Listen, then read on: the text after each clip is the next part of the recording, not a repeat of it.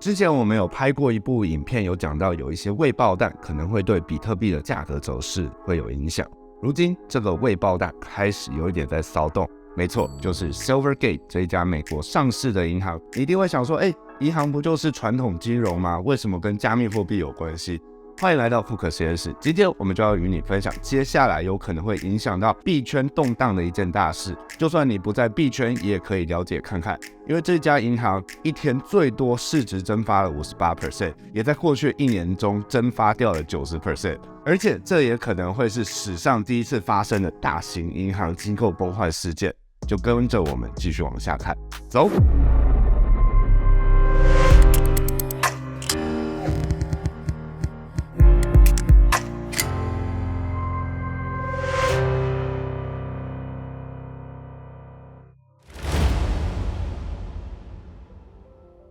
这是一家在1988年所成立于美国加州的一间银行，早期一直是银行的业务，成立的地点是在 Solana 海滩，没错，就是那个海滩名字最后也变成一个大家耳熟能详的项目。直到2013年 Silvergate 的 CEO Alan Lane 自己投资了比特币后，才开始接触了加密市场，也就是在这个因缘际会下，开始服务一些加密市场相关的机构。毕竟不是每一家传统金融银行都会去愿意开放这项服务，这也是让这间小银行在过去的10年中快速成长的一大助力。而在2017年时 Silvergate 已经达到了一项里程碑，就是它总共掌握的资产约20亿美金，并且企业客户合作达到了250家左右。那这也让 Silvergate 成功在2019年的11月以每股13元的价格正式上市。当然，随着加密市场来到了高点，业务需求也是高速扩张。在2021年的11月，也就是上次比特币的高点68000的时候， Silvergate 的股价来到每股219美金，手上的资金也大约有160亿的巨额。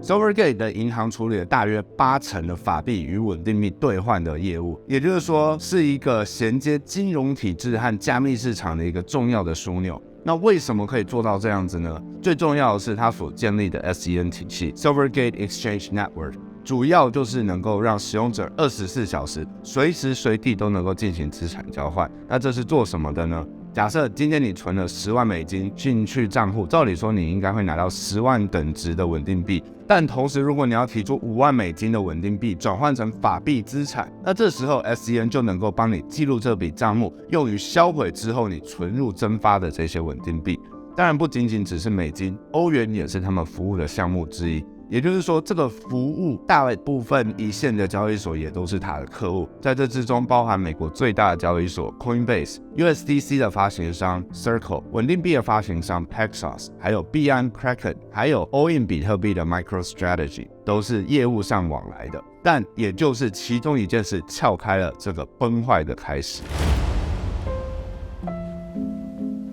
最主要原因是 Silvergate 最大的客户之一就是前阵子爆炸掉的 FTX。在这件事件中 Silvergate 暴露着有10亿美金的敞口。那除了这个之外， Silvergate 也做了一个使用比特币质押去放贷的业务，虽说相对稳定的币种，但是质押资产来说也是浮动相当大的高风险资产。那有没有闻到似曾相识的味道？今年2023年1月的时候 Silvergate 也自己对外宣称它有数十亿美金的破口，这时候大家也不特别意外，毕竟 FTX 事件发酵后影响非常大，但毕竟还是需要提供完整的年度财报 10K。而在股价大崩 58% 的前一晚上， Silvergate 银行发表了声明，它无法在延长的日期内发出这个年度财报。基本上就是像你小时候没有做作业，跟老师说我忘了带作业。在金融市场中，这种事情很多时候是公司出了状况，又或者是远比想象还要糟的状况的时候才会发生。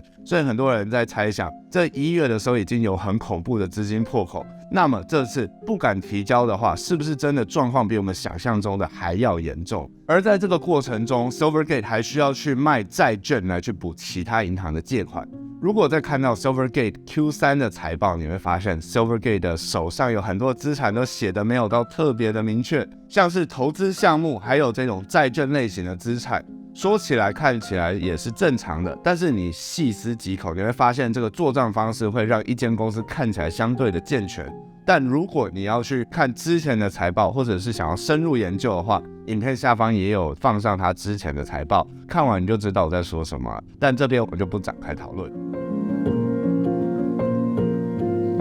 那经过这些事件开始发酵后，之前的客户像是美国最大的交易所 Coinbase、USDC 的发行商 Circle、稳定币的发行商 Paxos， 还有像是 Gemini， 还有 MicroStrategy 也都开始了次元切割刀，开始说没有任何资产暴露在 Silvergate 的环境，而且大部分的原因都是因为资产安全的考量。而 MicroStrategy 也跳出来说，他们确实有跟 Silvergate 有借贷，但是到期日会是在2025年的 Q1， 也就是说这项借款不会因为 Silvergate 事情发展的严重性被要求加快清偿。而当然这件事情一爆发，这时候比特币就直接崩了 5%。 除了这之外，也有开始有各方监管机构开始要调查 Silvergate， 那到时候会不会又挖出什么猛料也说不定。但目前发展状况也都是有很多不定因。在同样的时间 ，BlackRock 全球最大的信投机构之一，也在这个事情发生后，增加了对于 Silvergate 的银行持股，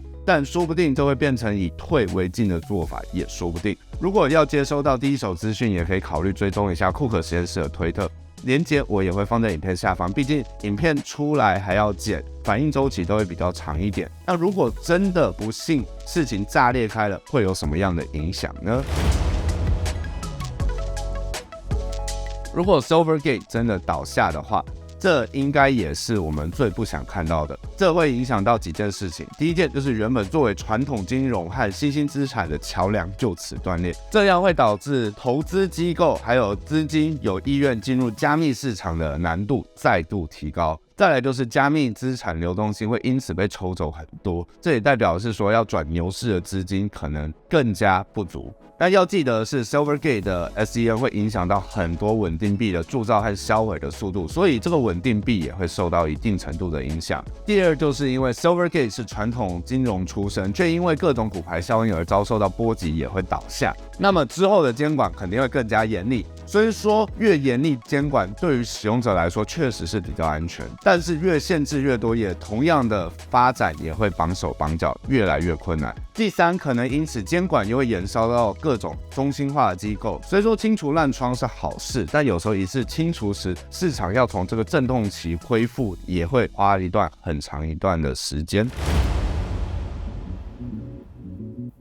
这个骨牌效应终于还是从加密市场中延烧回去到传统金融之中，想必这件事之后又会开始延烧回稳定币。之前的算法稳定币已经有失败的案例，那如果资产背书的稳定币也遭受到打击的话，各国政府也会肯定抓着这个把柄，祭出更严厉的条款。而这整件事有没有救，我自己是觉得这个洞肯定是有的，但是就是要看这个洞有多大。如果 BlackRock 填得住的话是好事，但就不知道会不会来一个回马枪，拿散户的尸体去填，再加上各种机构的次元切割，降低了平等，也是使得整个 Silvergate 更雪上加霜。那能不能持续运营都是个谜。那你觉得 Silvergate 这次是真的玩完了，还是有可能起死回生呢？赶快在影片下方与我们讨论。那如果觉得有从这支影片中学到任何东西的话，也希望你能给我们个赞，并且帮我们把影片分享给身边的好朋友。那如果还没有订阅库克实验室的人，也赶快动动手指订阅起来，才不会错过之后的更新哦。